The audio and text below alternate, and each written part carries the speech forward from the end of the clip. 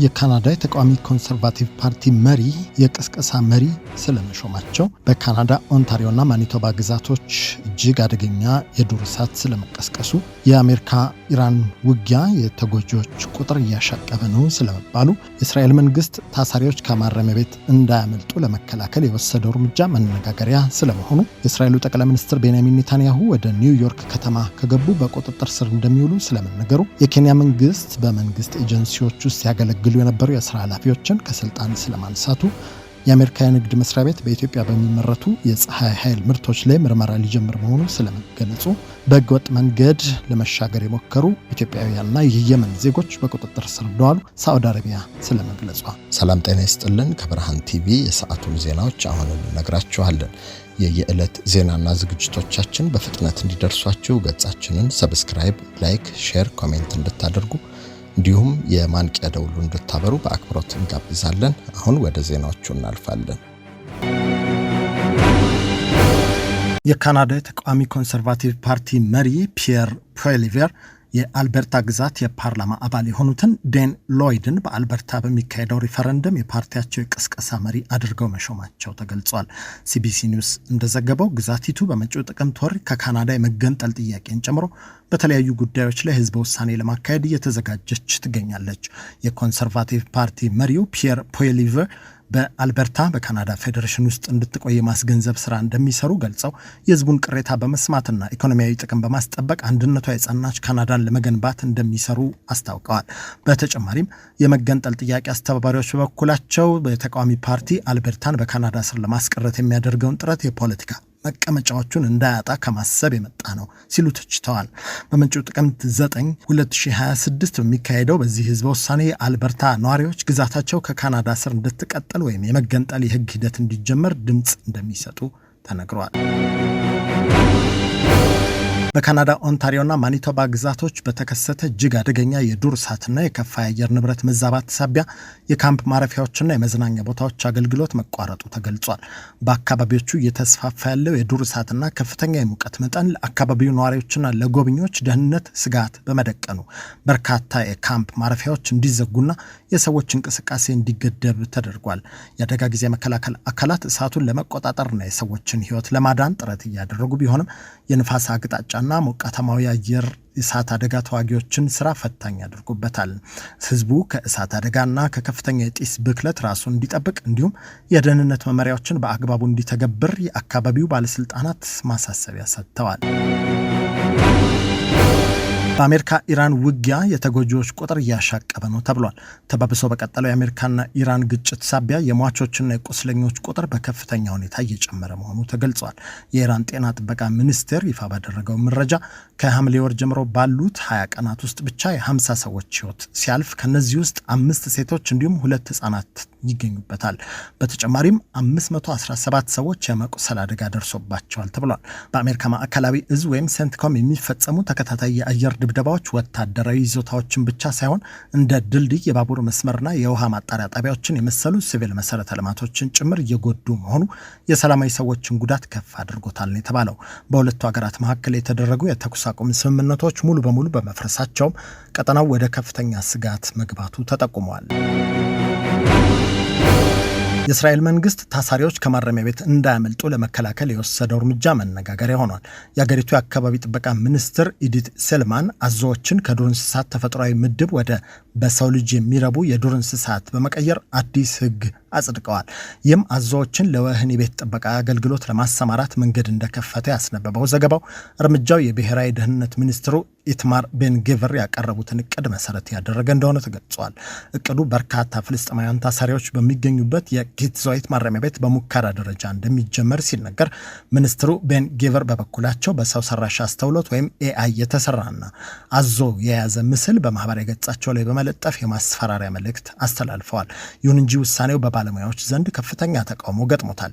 ሚኒስቴሩ አዞዎችን ለዘመናዊ ወህኒ ቤት ጥበቃ መጠቀሙ ሙያዊ የሌለው ተግባር ነው ሲል ያስጠነቀቀ ሲሆን የእስራኤል የተፈጥሮና ፓርኮች ባለስልጣንም አዞዎቹ ቢያመልጡ በህዝብ ደህንነት ላይ ከባድ አደጋ ያደርሳሉ በማለት ተቃውሞውን ገልጿል። በአሁኑ ወቅት የህግ እገዳው ቢነሳም የወህኒ ቤት አስተዳደሩ እቅዱን በተግባር ለማዋል የሚያስፈልገውን ወጪና የቴክኒክ ዝግጅት ለማድረግ በጥናት ላይ እንደሚገኝ ተመልክቷል። የእስራኤሉ ጠቅላይ ሚኒስትር ቤንያሚን ኔታንያሁ ወደ ኒውዮርክ ከተማ ከገቡ በቁጥጥር ስር እንደሚውሉ ተነግረዋል። የኒውዮርክ ከተማ ከንቲባው ዞራን ማምዳኒ እንዳሉት ዓለም አቀፉ የወንጀለኞች መቅጫ ፍርድ ቤት ወይም ICC በጋዛው ጦርነት የጦር ወንጀል ፈጽመዋል በሚል በጠቅላይ ሚኒስትር ቤንያሚን ኔታንያሁ ላይ ያወጣውን የእስር ትዕዛዝ የኒውዮርክ ከተማ አስተዳደር ተግባራዊ ያደርጋል። ከንቲባ ማምዳኒ አክለውም ኔታንያሁ በፈጸሟቸው ወንጀሎች ዘሄግ በሚገኘው ዓለም አቀፍ ፍርድ ቤት መቅረብ እንዳለባቸው ገልጸው የከተማዋ ሕግ በሚፈቅደው መሰረት ውሳኔውን ለማስፈጸም ዝግጁ መሆናቸውን ጠቁመዋል። የእስራኤሉ ጠቅላይ ሚኒስትር ቤንያሚን ኔታንያሁ ከፕሬዝዳንት ዶናልድ ትራምፕ ጋር ለመወያየት ወደ አሜሪካ የሚጓዙ ቢሆንም ወደ ኒውዮርክ ከተማ የሚገቡት ግን በመጪው መስከረም ወር በሚካሄደው የተባበሩት መንግስታት ድርጅት ጠቅላላ ጉባኤ ላይ ለመካፈል መሆኑ ተመልክቷል። የኬንያ መንግስት በመንግስት ኤጀንሲዎች ውስጥ ሲያገለግሉ የነበሩ የስራ ኃላፊዎችን ከስልጣን ማንሳቱን አስታውቋል። እርምጃው የተወሰደው በቅርቡ በስራ ላይ በዋለው የ2025 የመንግስት ድርጅቶች አዋጅ መሰረት ሲሆን ዓላማውም የመንግስት ተቋማትን ከፖለቲካዊ ተጽዕኖ በማላቀቅ የአስተዳደር ግልጽነትና ሙያዊነትን ማጠናከር እንደሆነ ተነግሯል። ቀደም ሲል የቦርድ አባልነት በብዛት ለፖለቲካዊ ሹሞች ይውል እንደነበር የጠቆመው የመንግስት መግለጫ ይህም ለሙስና፣ ለተጠያቂነት እጥረትና ለተቋማት አፈጻጸም ድክመት መንስኤ ሆኖ መቆየቱን አመልክቷል። በአዲሱ ህግ መሰረት የቦርድ አባላት በግልጽና በተወዳዳሪ የምርጫ ሂደት ከባለሙያዎች የሚወቀሩ ሲሆን ባለፉት 5 ዓመታት ውስጥ በንቃት በፖለቲካ እንቅስቃሴ ውስጥ የተሳተፉ ግለሰቦች መምረጥ እንደማይችሉ ተደንግጓል። በተጨማሪም የቦርድ አባላት የአገልግሎት ዘመን ለ3 ዓመታት ሲቆይ በድጋሚ ለአንድ ተጨማሪ ዘመን ብቻ ሊሾሙ እንደሚችሉ ተመልክቷል። የኬንያው ፕሬዝዳንት ዊሊያም ሩቶ ይህ ማሻሻያ መንግስት ተቋማትን ከፖለቲካዊ ጫና ነፃ በማድረግ ተጠያቂነትንና ለዜጎች የሚሰጠውን አገልግሎት ጥራት ለማሻሻል ወሳኝ እርምጃ መሆኑን ገልጸዋል። የአሜሪካ ንግድ መስሪያ ቤት በኢትዮጵያ በሚመረቱ የፀሐይ ኃይል ምርቶች ላይ ምርመራ ሊጀምር መሆኑ ተነግሯል።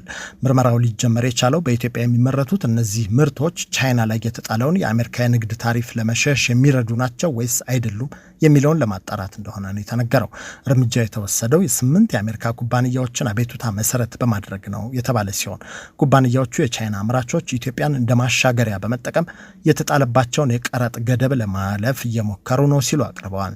ከ2025 አጋማሽ ወዲህ ወደ አሜሪካ የሚገቡ የኢትዮጵያ የፀሐይ ኃይል ምርቶች መጠን በከፍተኛ ሁኔታ ማደጉ ለዚህ ምርመራ መነሻ መሆኑ ተጠቁሟል። የአሜሪካ የንግድ መስሪያ ቤት በጉዳዩ ላይ የመጀመሪያ ደረጃ ውሳኔውን በመጪው ታህሳስ ወር 2026 የመጨረሻውን ውሳኔ ደግሞ በግንቦት ወር 2027 ይሰጣል ተብሎ ይጠበቃል። በህገወጥ መንገድ ጫት ለማሻገር የሞከሩ 14 ኢትዮጵያና ዜጎች በቁጥጥር ስር መዋሉን የሳዑዲ አረቢያ መንግስት አስታውቋል። በህገወጥ መንገድ ጫት ለማሻገር ሞክረዋል የተባሉ 14 የኢትዮጵያና የየመን ዜጎችን በቁጥጥር ስር እንደዋለ በሳዑዲ አረቢያ የአሲር ክልል ድንበር ጠባቂ ኃይል አስታውቋል። የጸጥታ አካላት ባጋሩት በዚህ መረጃ ተጠርጣሪዎቹ የተያዙት በክልሉ ስር በሚገኘው የራቡ ዘርፍ 240 ኪሎ ግራም የሚመዝን ጫት በህገወጥ መንገድ ድንበር አቋርጠው ለማሻገር ሲሞክሩ እጅ ከፍንጅ ተይዘው ነው። በቁጥጥር ስር ከዋሉት መካከል በትህነግ የዳግም ጦርነት ምልመላና ተጽዕኖ በመሸሽ የተሰደዱና በተለይም ከራያ አካባቢ የሆኑ የትግራይ ተወላጆች እንደሚገኙበት ነው የተነገረው። የሀገሪቱን የድንበር ደህንነት ህግ በመተላለፍ በኮንትሮባንድ ወንጀል ተሰማርተው ተገኝተዋል ተብሎ የተከሰሱት እነዚህ ግለሰቦች የመጀመሪያ ደረጃ ህጋዊ ሂደቶች ከተጠናቀቁ በኋላ ለተጨማሪ ምርመራና ለመጨረሻ ውሳኔ ጉዳያቸው ወደ ከፍተኛ የህግ አካል መተላለፉ ተመልክቷል። ከብርሃን ቲቪ የዕለቱ ዜናዎች እነኚህ ነበሩ። በተከታይ ሌሎች ዜናዎችና ዝግጅቶች እንገናኛለን። እነዚህ ዝግጅቶችና ዜናዎች በየዕለቱ በፍጥነት እንዲደርሷችሁ ገጻችንን ሰብስክራይብ፣ ላይክ፣ ሼር፣ ኮሜንት እንድታደርጉ እንዲሁም የማንቂያ ደውሉን እንድታበሩ በአክብሮት እንጋብዛለን። ጤና ይስጥልን።